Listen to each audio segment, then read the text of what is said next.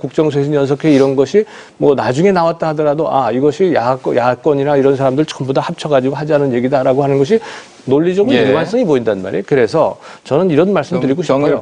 처음은 어떻게 됐을지언정 하여간 큰 방향에서 이렇게 비슷하다면 국민들을 더 이상 실망시켜드리지 말고 정말 쇄신해달라 이렇게 부탁드리고 싶습니다. 답변? 제가 아까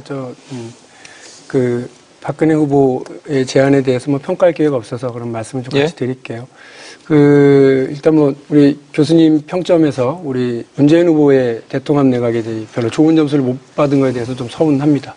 그러나 일단 국정쇄신정책회의의 경우에는 그 내용이 뭐 정확하게 나오지는 않았어요. 대통령 산하의 이제 자문기구 형식인 것 같은데, 저희들이 이제 그날 내놨던 입장은 이런 거였습니다.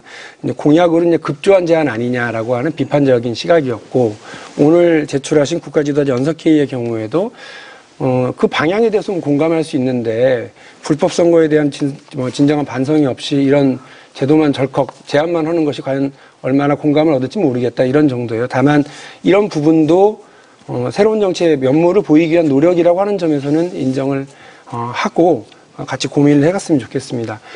기왕에 하나 우리 문재인 후보의 제안을 좀 더 소개를 해드리면 되게 단순한 거예요.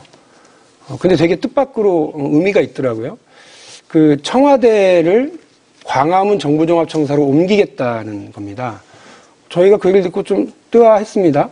왜 저렇게 얘기를 하시나? 저것이 그 정치쇄신과 무슨 의미일까? 근데 이제 설명하시는 게 그거였어요. 청와대의 지금 현재 구조는 비서실장이나 비서진들이 대통령을 만나러 갈 때도 차를 타고 움직여야 될 만큼 고립되어 있다, 대통령이. 그래서 비서진과 격의 없이 만나서 이야기할 수도 없고 상당히 혼자 외로운 처지이다.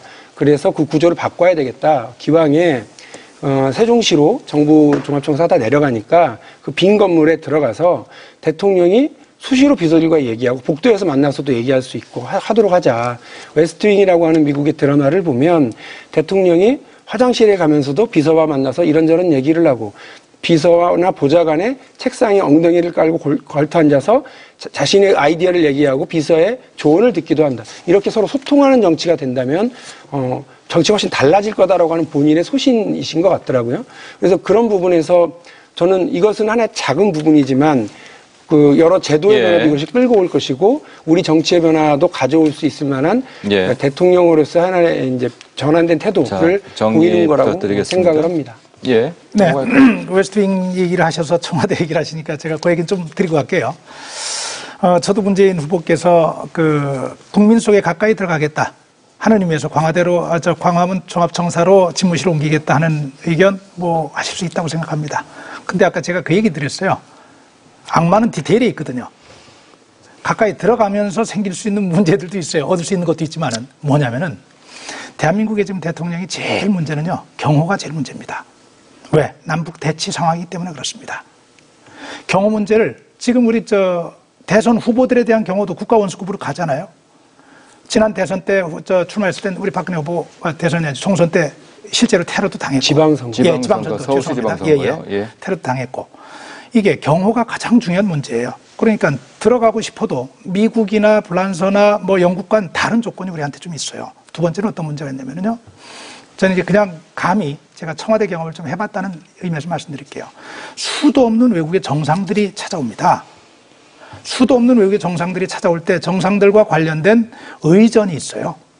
의전 우리 텔레비전에서 보죠. 오면 고속대도 움직이고 뭐 훈장도 하고 뭐 이런 의전들이 여러 가지가 있어요. 지금 광화문 청사는 그러긴 좀 사실은 쉽지 않습니다. 그래서 문재인 후보께서 얘기하신 이 의미에 대해서는 의심하지 않습니다. 국민 속으로 파고드는 소통의 대통령이 돼야 한다는 이 부분에 대해서는 동감을 하지만은 현실적인 문제에 대한 고민은 좀 필요하다. 이 문제를 말씀드리고 무엇보다 제가 지적하고 싶은 것은 문재인 후보께서 지금 청와대의 구조를 만들어 놓으셨어요. 그때 비서동을 새로 만들었어요. 비서동 만들고 기자실 따로 춘천으로 떼가지고 기자들이 비서동에 못 들어가게 했어요. 우리가 얘기하는 기자실 대못질 사건, 언론에 대해서. 그 접근할 수 없는 구조를 만들어 놓으신 분이 건물을 지으면서 그 문재인 실장 때 하셨던 일입니다.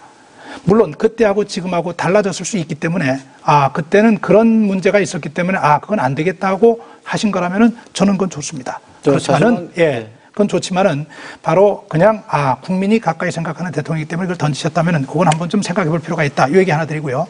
저는 이 정치 쇄신은